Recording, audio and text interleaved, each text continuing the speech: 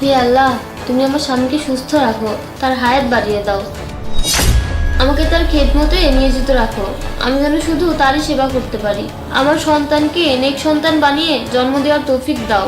আমার সংসারে বালা মুসিবত দূর করে আমার স্বামীর রোজগারে বরকত দান করো। আমাকে শত কষ্টেও ধৈর্য ধারণের ক্ষমতা দাও।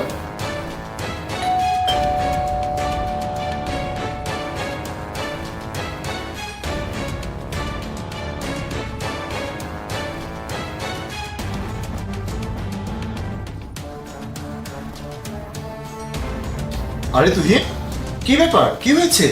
তোমাকে এমন যাচ্ছে কেন? ভিতরে এসো।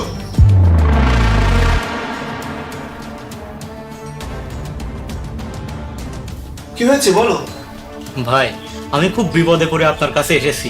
আমাকে কিছু টাকা সাহায্য করুন। কয়েকদিন পর আমি আমার জমিটা বিক্রি করে আপনার আগের কিছু টাকা আর আজ কিছু দেন, আমি সব দিয়ে দিব।